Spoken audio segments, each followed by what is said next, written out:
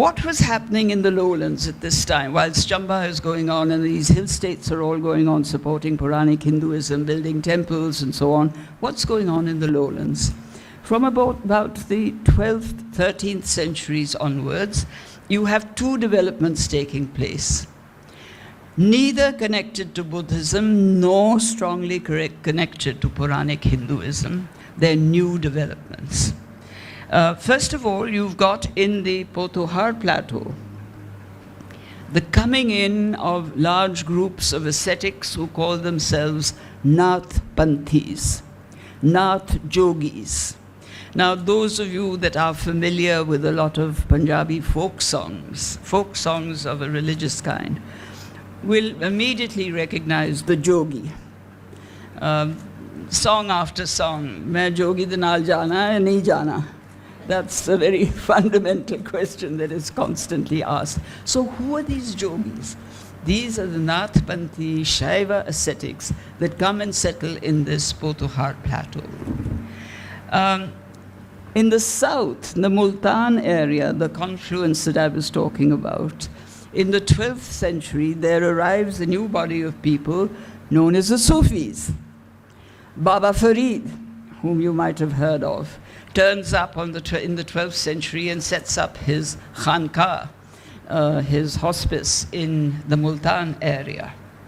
And what is interesting about these Central Asian Sufis is that they come and settle in the Multan Satluj area, and they take off in two directions. One is that they go up to Lahore. The other is that they cross the watershed and come to Delhi. And the famous Nizamuddin Aulia, as he's sometimes called in Delhi, is a disciple of Baba Farid. And so there's a nexus between this confluence area, the watershed, and the Sufis in Delhi. Now, what happens with the question of conversion? It's often said that the major conversions were done by the Sufis, and this is probably correct, although the mythology, of course, is always that so-and-so went and invaded with his army, and he either killed 50,000 kafirs or he forced them to convert. And the figure is always 50,000. And no one's ever actually counted it, but it's a normal figure, 50,000. Any one of these chronicles you go through. Actually, it is the Sufis who are doing the converting.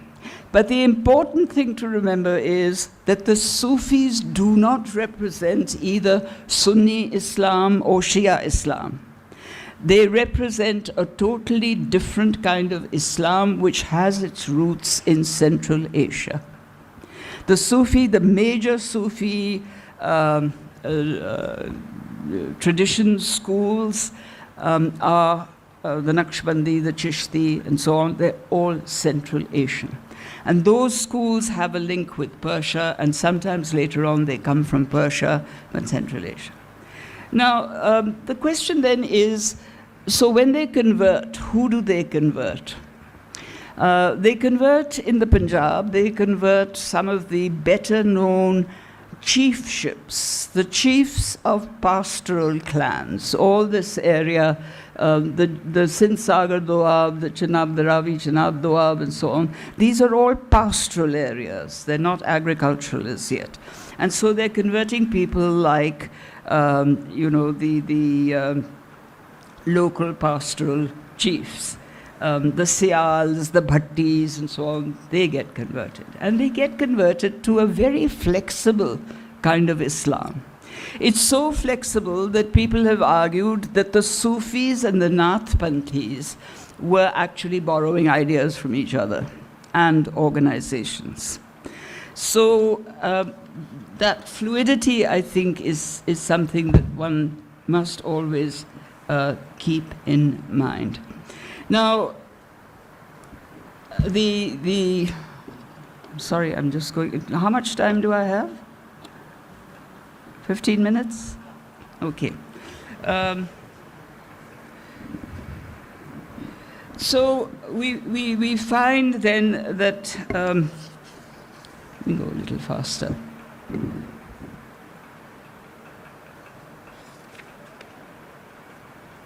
The Nathpanthis, for example, cannot be included in the bracket of Hinduism. They are different. They're teaching a different kind of Hinduism. First of all, let me explain that I am very worried by this overall label of Hindu and Islam. One of the major characteristics of the Indian subcontinent vis-à-vis religion is that every religion that rises here or comes here breaks up into a variety of sects. It not only breaks up, but very often different sects come and sort of stick on to other sects. And so this whole complex that we call Hinduism and Islam is actually a complex of a huge collection of small sects that have differing relationships with each other. Some are very close to each other, some are very distant from each other. And if you look at the texts of the pre-colonial period, they don't describe themselves very often as being Hindu or being Muslim. They will describe themselves as belonging to a particular sect. And I think that that is something that we have to take into consideration when we're talking about these things. They are therefore preaching not the formal religions of Hinduism and Islam. They're preaching something different. They're preaching things like the major factor in both Sufism and the Nathpanthi religion, and to this extent there is a commonality. The major factor is the love for God, the love for the deity. Every kind of love is subsumed in this love, and this becomes a very major factor. I mean, you can be cynical about it, but you can also be very devotional about it. And why is there this love for the deity? Because supreme love for the deity finally leads to a completion of oneself. And that is what the Sufis are aiming at. That is what the Nathpanthis are also aiming at. And as you go through this literature, and at least the little bit that I went through, I couldn't help feeling that there's a kind of link with the Buddha saying what is really important is discovering yourself and finally going into the extermination of nirvana, which is self-completion. And so when one talks about religion and one talks about the disappearance of Buddhism in the Punjab or anywhere, I always feel that you really have to look at what followed and ask quite self-consciously, is there any link with what was happening before? There may not be. On the other hand, you may suddenly discover that there are some links, and those links are extremely important. Did the people of the lowland Doabs find the flexibility of the Sufi and the Nathpanthi teaching more attractive than the more rigidly regulated social and religious norms of both Puranic Hinduism and Quranic Islam? They are much more rigid, they're much more formal. And there is this huge sort of floating body of worshippers who want something more flexible and who are quite willing to worship at both places. You have Sufi Muslims coming and worshipping in the Nathpanthi centers, and you have Nathpanthi Hindus worshipping in the Sufi centers. It would seem then that by the 15th century, we have in the Punjab 3 simultaneous religious streams. Each is not individually watertight, but is differentiated, and with fuzzy edges and overlapping edges. There's a lot of overlap that goes on between one Sufi silsila and another. And I think that these overlaps are extremely important. And the other important aspect, of course, is the constantly changing borders that are marking territory. We think of borders as being eternal. There's nothing so changeable as territorial borders. every century, the borders of every kingdom change because the kingdoms change.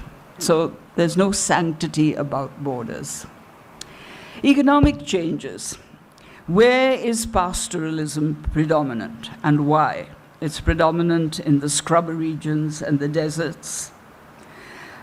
Is it settled pastoralism? Is it nomadic pastoralism? One of the characteristics of the Punjab is that in the Doabs, pastoralism is not nomadic, it is settled, which is why you get these families that rise, like the Bhattis and the Sayals that I mentioned, who are chiefs of pastoral communities. Their wealth lies in herds, not in land.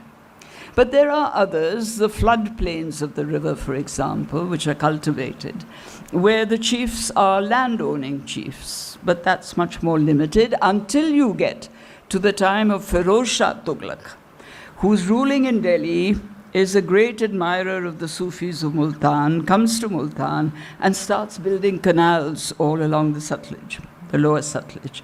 And this area, for the first time, complements its wealth from trade with wealth from agriculture. That marks a change.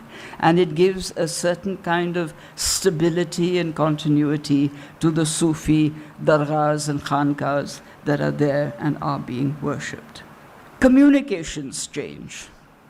That's terribly important as societies change. When towns come up in urban centers and trade, the whole system of communications changes. The pastoralists are very local. The agriculturalists are a little less local. They have to take their produce to the market, so there's a little bit of coming and going there. The traders are right across the countryside. They're going all over the place. And one of the most interesting aspects of this is precisely that when we talk about the Central Asians, the Turks and the Mughals and so on coming in to India, and we talk about them as being alien and foreign, please remember that these are all people with whom North Indians, and particularly the people of the Punjab, have had trading relationships since the Mauryan period.